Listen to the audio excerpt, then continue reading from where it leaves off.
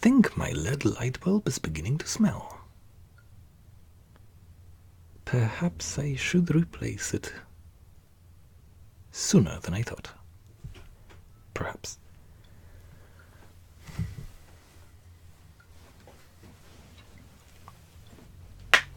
I mean, the smell is not... It is just slight, only when up close, but I think it was absent before. And I think it is giving off a bit more heat than it normally does. Than it normally did. Used to.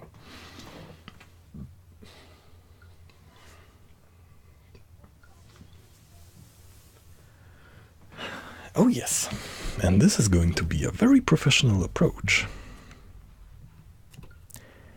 to Lovecraft's The Hound. Oh yes, very professional. Much professionalism. I was so disappointed with my previous recording that I'm willing to experiment a bit today. Be a bit free. Yes.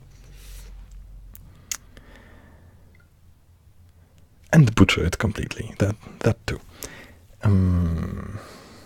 I wanted to say something.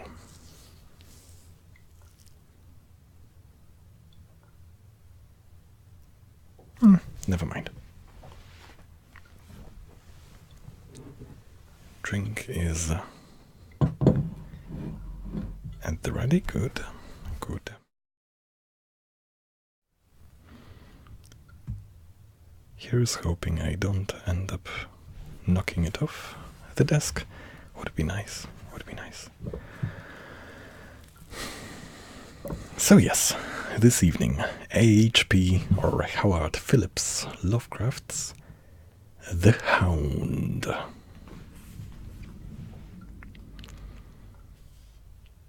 The Hound was written in September 1922.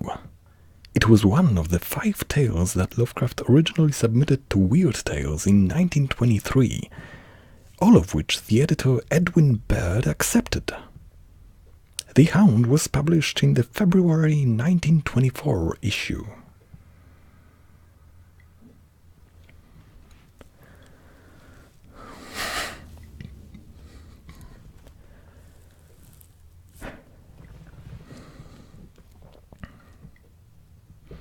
In my tortured ears there sounds unceasingly a nightmare, whirring and flapping, and a faint, distant baying as of some gigantic hound.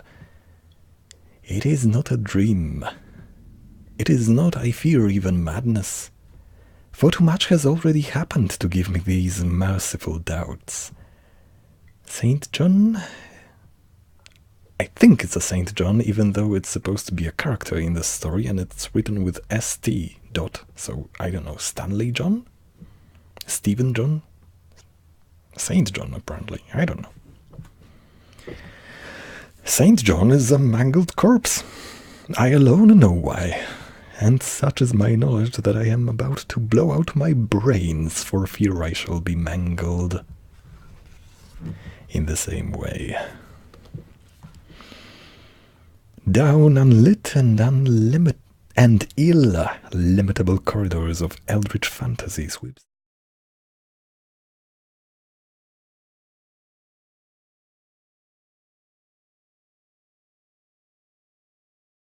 Also, there is something wrong with... Oh, I know why there is something wrong with this screensaver. I'm running on battery. I haven't plugged myself back.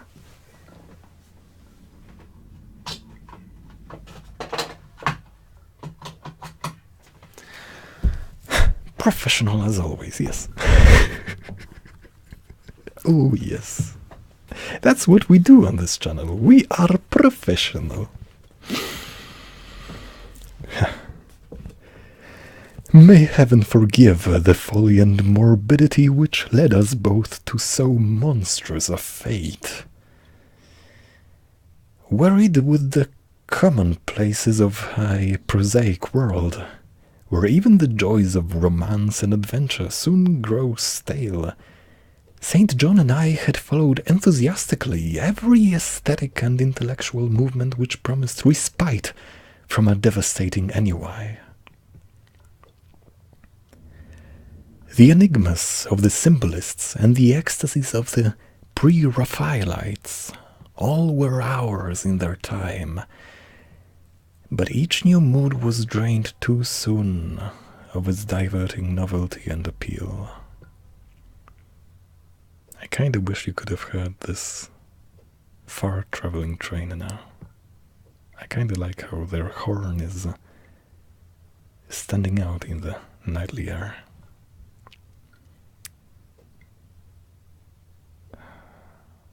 Only the somber philosophy of the decadence could hold us.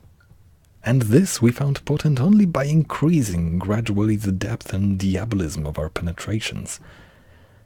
Baudelaire and Huysmans were soon exhausted of thrills, till finally there remained for us only the more direct stimuli of unnatural personal experiences and adventures.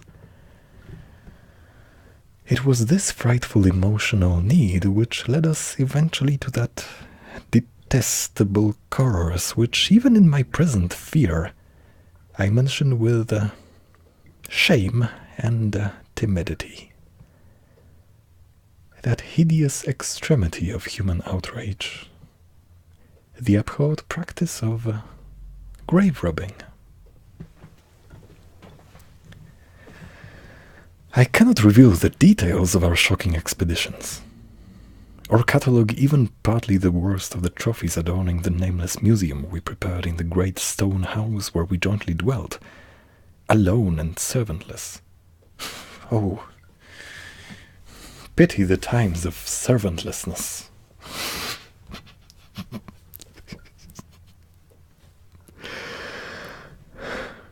Our museum was a blasphemous, unthinkable place, where with the satanic taste of neurotic virtuosi we had assembled a universe of terror and decay to excite our jaded sensibilities.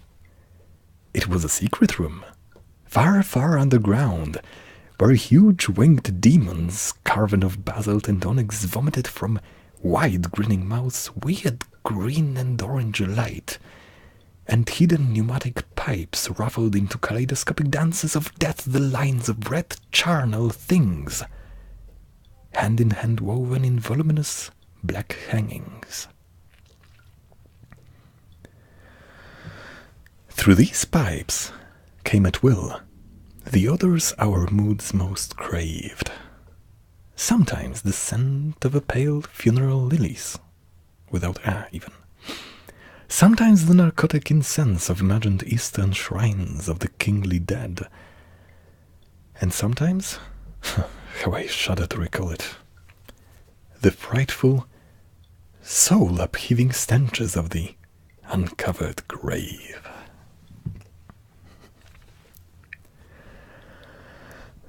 Yes, my accentuation is perfect.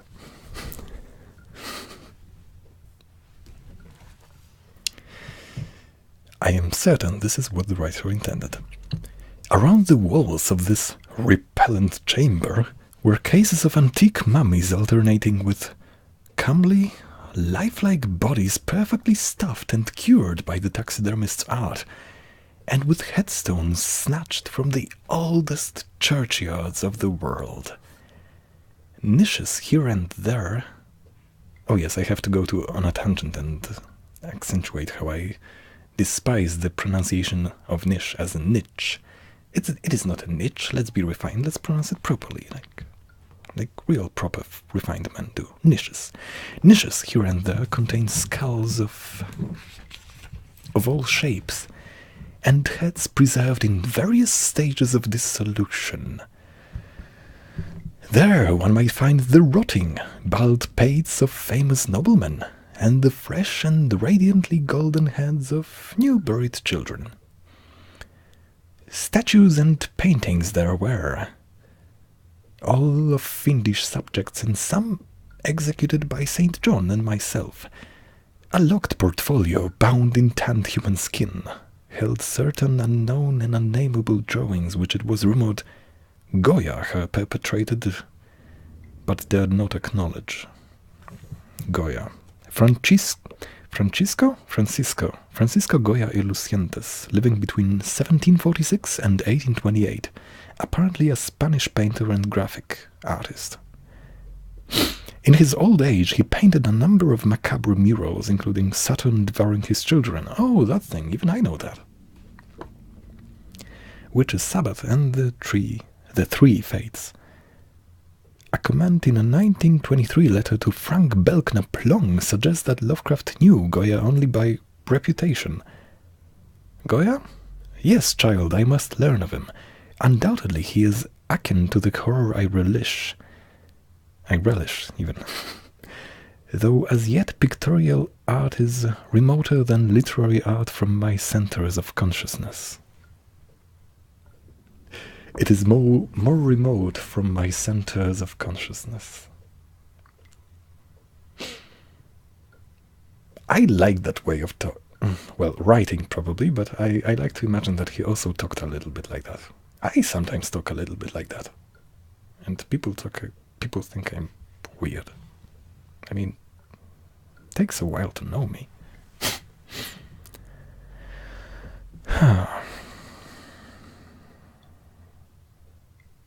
Where was I? Ah, yes.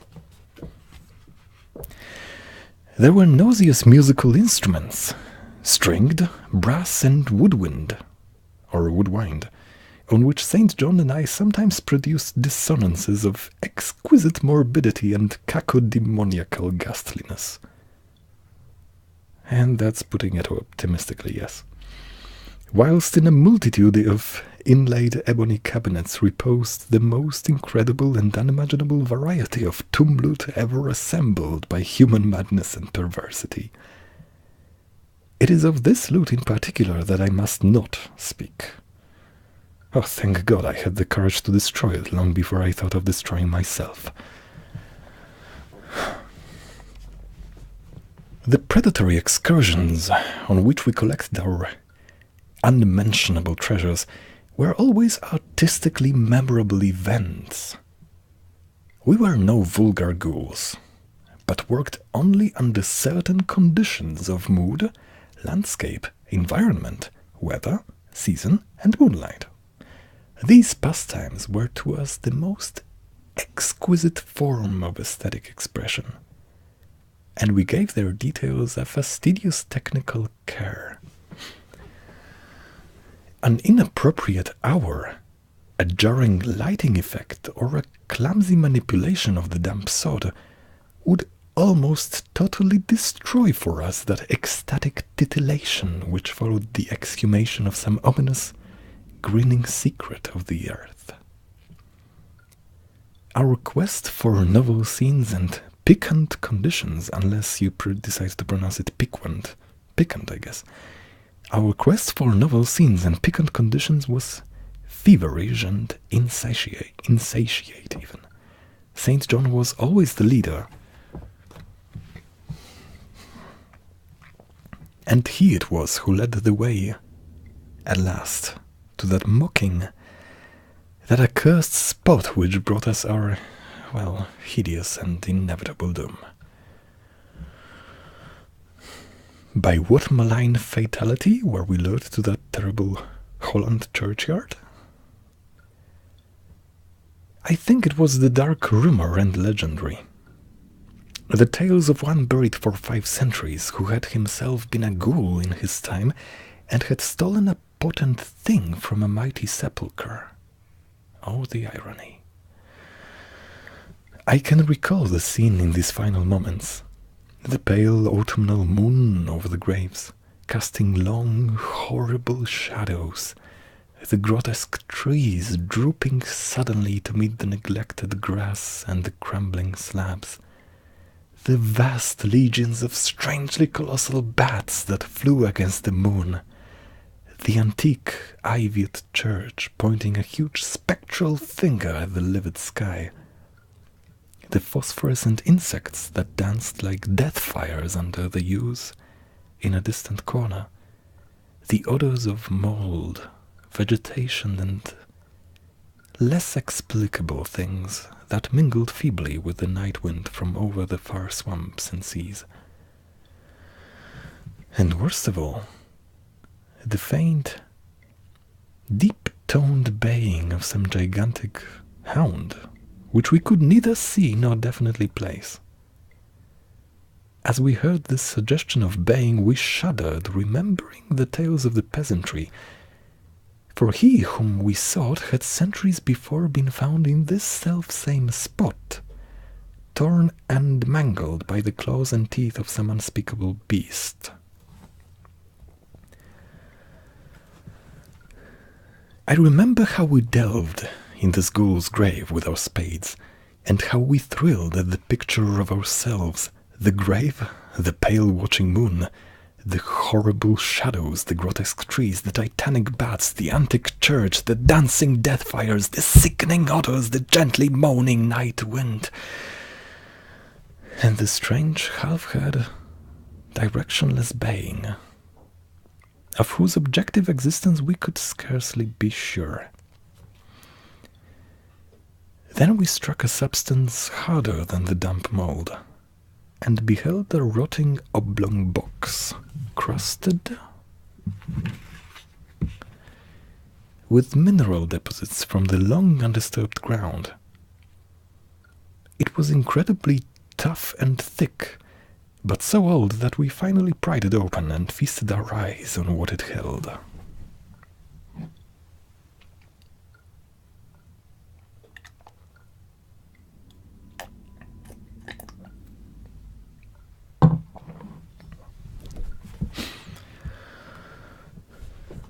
Much, amazingly much, was left of the object despite the lapse of 500 years. The skeleton, though crushed in places by the jaws of the thing that had killed it, held together with surprising firmness, and we gloated over the clean white skull and its long firm teeth and its eyeless sockets that once had glowed with a charnel fever. Charnel fever. Fever. Good. Good. Like our own. The charnel fever, that is. And eyes. In the coffin lay an amulet of curious and exotic design, which had apparently been worn around the sleeper's neck. It was the oddly conventionalized figure of a crouching winged hound, or sphinx with a semi-canine face, or unless you decide to pronounce it canine? I wonder if the Brits do it that way. Semi-canine face, and was exquisitely carved in antique oriental fashion from a small piece of green jade. The expression on its features was repellent in the extreme, savoring at once of death, bestiality, and malevolence. Around the base was an inscription in characters which neither St. John nor I could identify. And on the bottom, like a maker's seal, was graven a grotesque and formidable skull.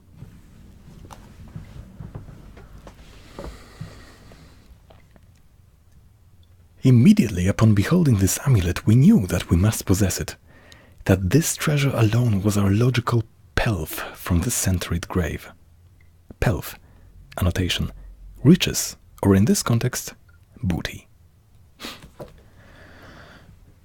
Even had its outlines been unfamiliar, we would have desired it.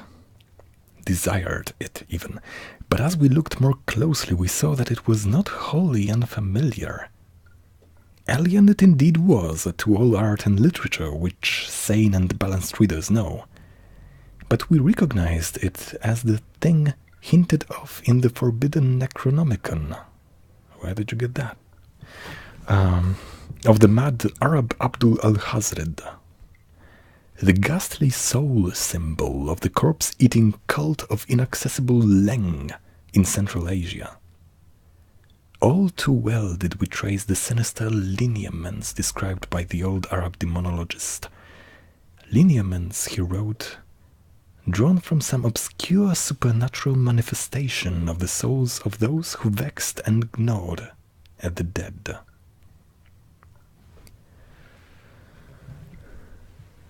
Seizing the green jade object, we gave a last glance at the bleached and cavern-eyed face of its owner and closed up the grave as we found it.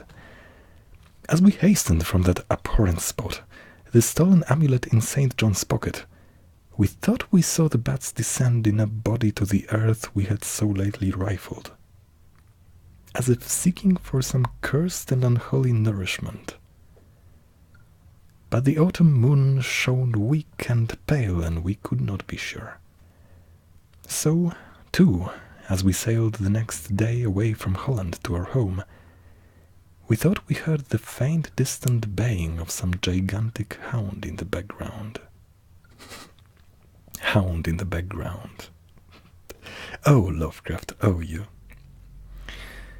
But the autumn wind moaned sad and wan, and we could not be quite sure. Without the quite. They couldn't be sure, admittedly. Thus ends part 1. Allow me a moment.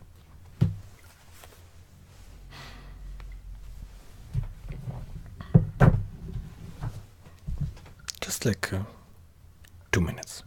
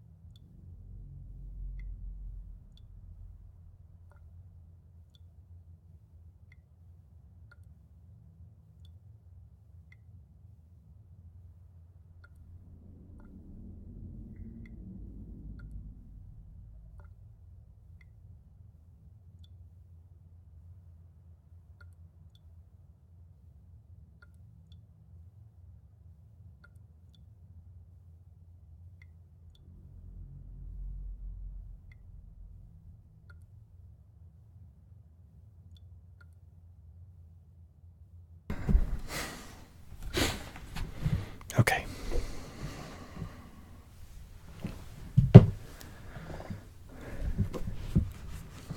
Part 2. Commencing in a second.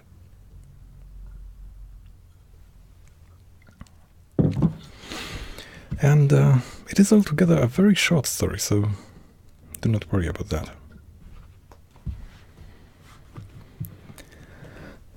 I won't be keeping you long.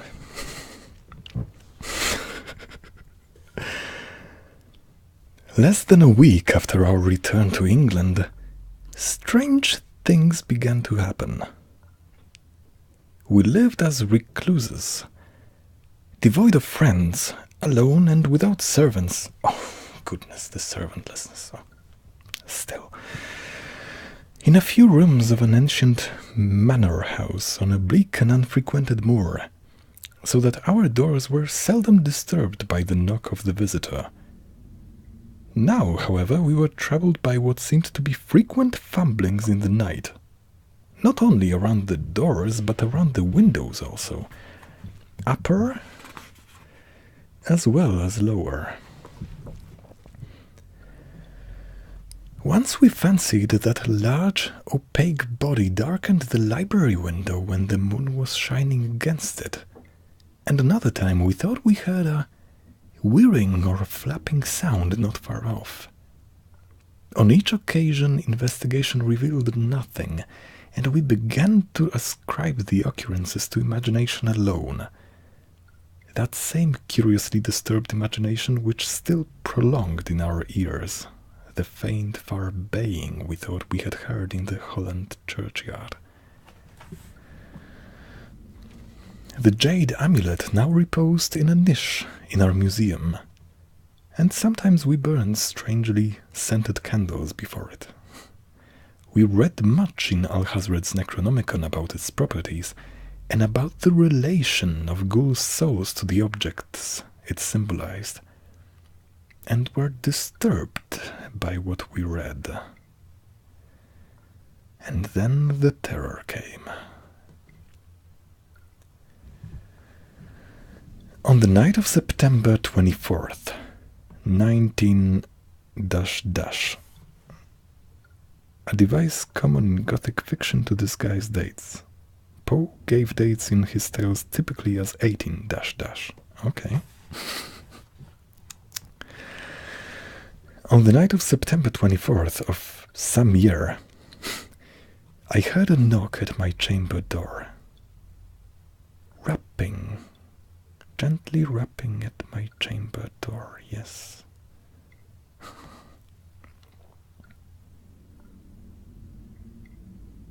I need to memorize that poem. Fancying it, St. John's. Fancying it, St. John's. I bade the knocker enter, but was answered only by a shrill laugh. There was no one in the corridor.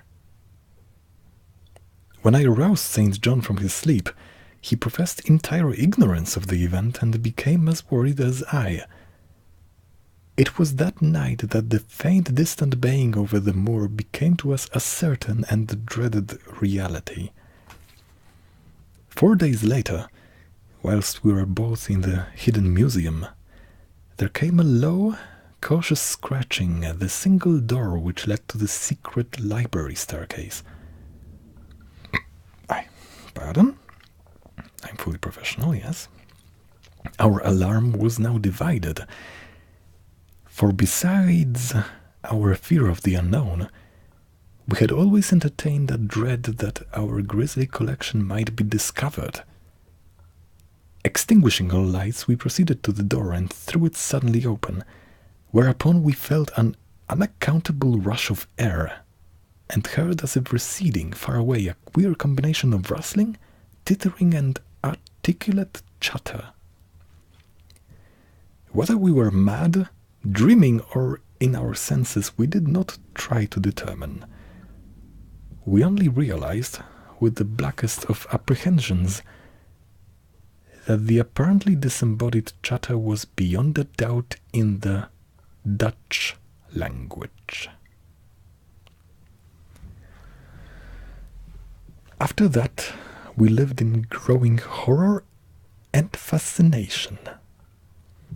Mostly we held to the theory that we were jointly going mad from our life of unnatural excitements, but sometimes it pleased us more to dramatize ourselves as the victims of some creeping and appalling doom. Bizarre manifestations were now too frequent to count. Our lonely house was seemingly alive with the presence of some malign being whose nature we could not guess. And every night that demoniac baying rolled over the wind-swept moor, always louder and louder.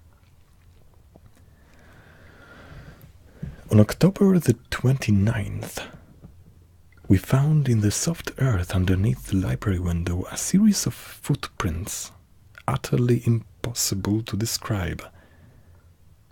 They were as baffling as the hordes of great bats which haunted the old manor house in unprecedented and increasing numbers. The horror reached a culmination on November the 18th, when St. John, walking home after dark from the distant railway station, was seized by some frightful carnivorous thing and torn to ribbons. His screams had reached the house, and I had hastened to the terrible scene in time to hear a whir of wings and see a vague black cloudy thing silhouetted against the rising moon.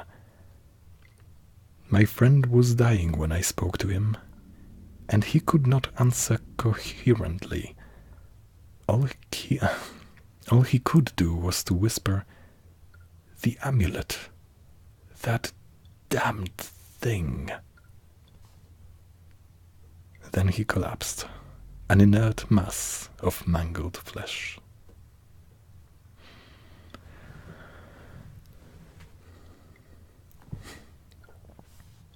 I buried him the next midnight in one of our neglected gardens, and mumbled over his body one of the devilish rituals he had loved in life.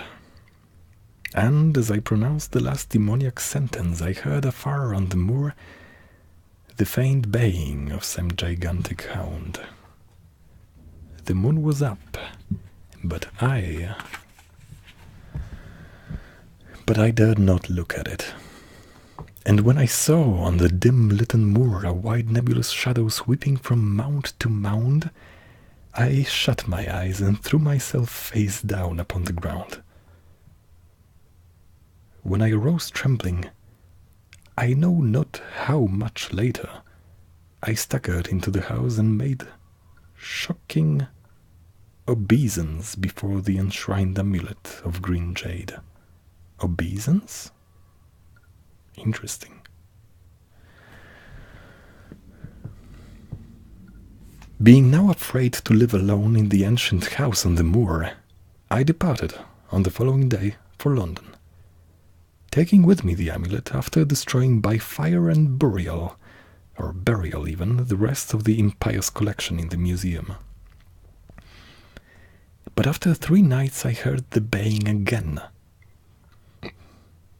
and before a week was over, felt strange eyes upon me whenever it was dark. One evening, as I strolled on Victoria Embankment for some needed air, I saw a black shape obscure one of the reflections of the lamps in the water. A wind stronger than the night wind rushed by, and I knew that what had befallen St. John must soon befall me. The next day, I carefully wrapped the green jade amulet and sailed for Holland. What mercy I might gain by returning the thing to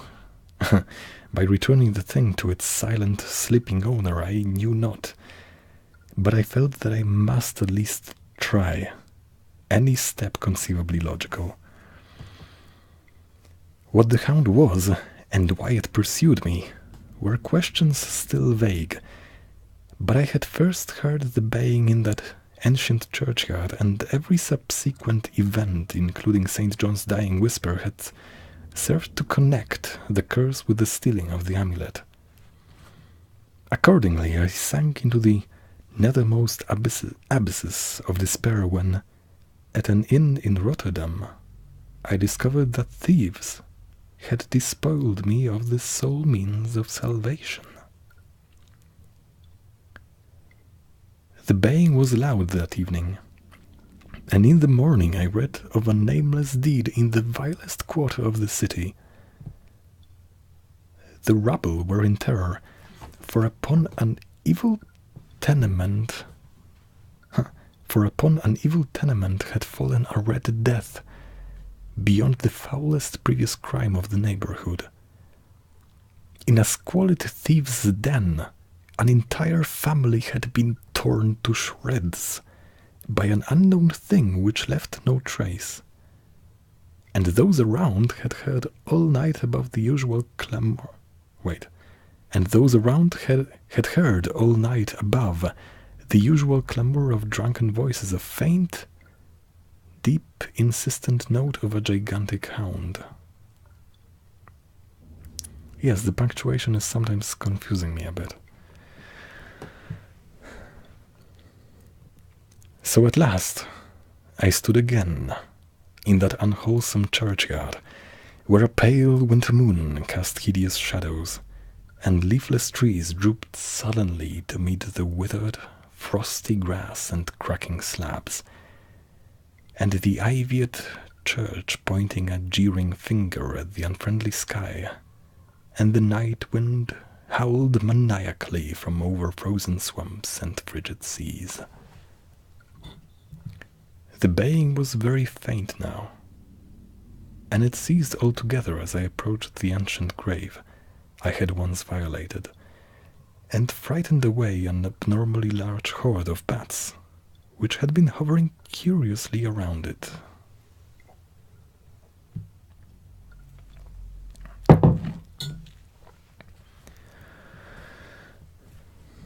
I know not why I went thither, unless to pray. I know not why. I know not why I went thither unless to pray, or gibber out insane pleas and apologies to the calm white thing that lay within. But, whatever my reason, I attacked the half-frozen sod with a desperation partly mine and partly that of a dominating will outside myself. Excavation was much easier than I expected, though at one point I encountered a queer interruption, when a lean vulture darted down out of the cold sky and pecked frantically at the grave earth until I killed him with a blow of my spade.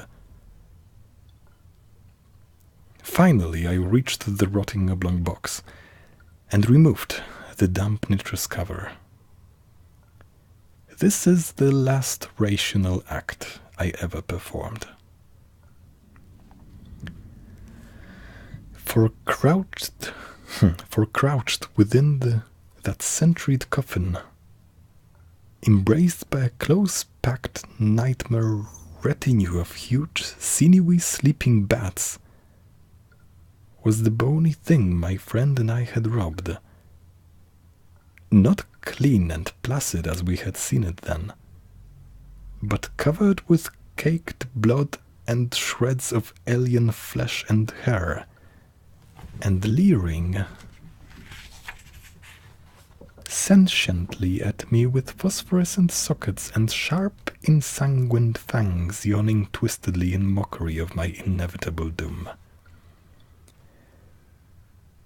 And when it gave from those grinning jaws a deep, sardonic bay, as of some gigantic hound, and I saw that it held in its glory filthy claw the lost and fateful amulet of green jade, I merely screamed and ran away idiotically, my screams soon dissolving into peals of hysterical laughter. Madness rides the star wind, claws and teeth sharpened on centuries of corpses, dripping death astride a bacchanale of bats from night-black ruins of buried temples of Belial. Now, as the baying of that dead, fleshless monstrosity grows louder and louder, and the stealthy whirring and flapping of those accursed web wings circles closer and closer,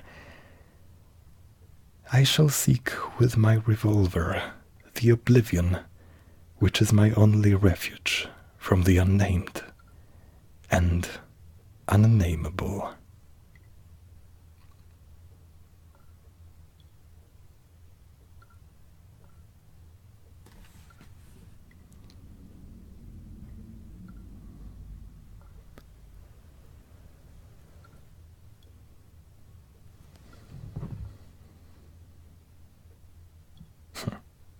And that would be it for the Hound.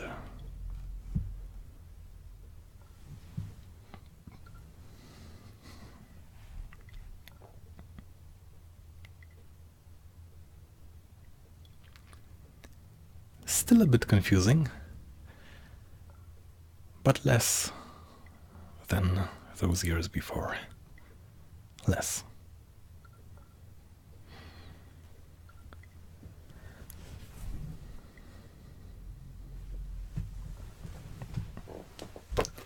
Now, do I proceed with something or do I stop? I need a moment to quickly plan and think.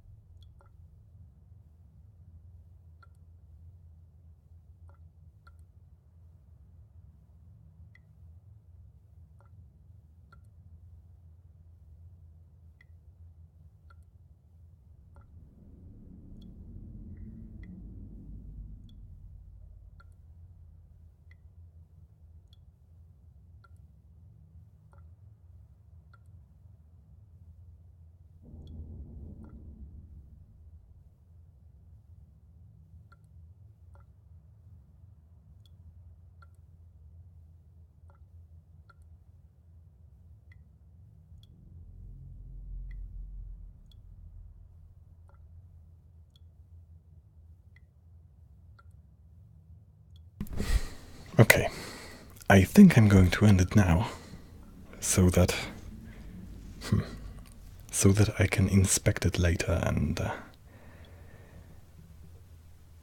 think and analyze if there is any if and whether there is anything to be gained from moving a bit farther in this direction. Perhaps there is. Or perhaps I will be so disappointed that I will just want to stop. we shall see. For now,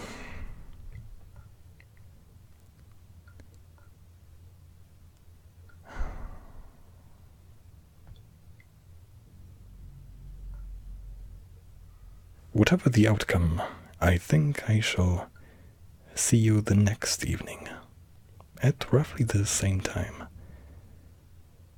around 22 CEST, I believe. Well, if I have that right.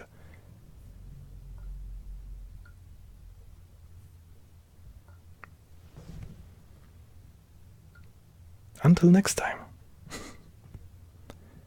Until next time.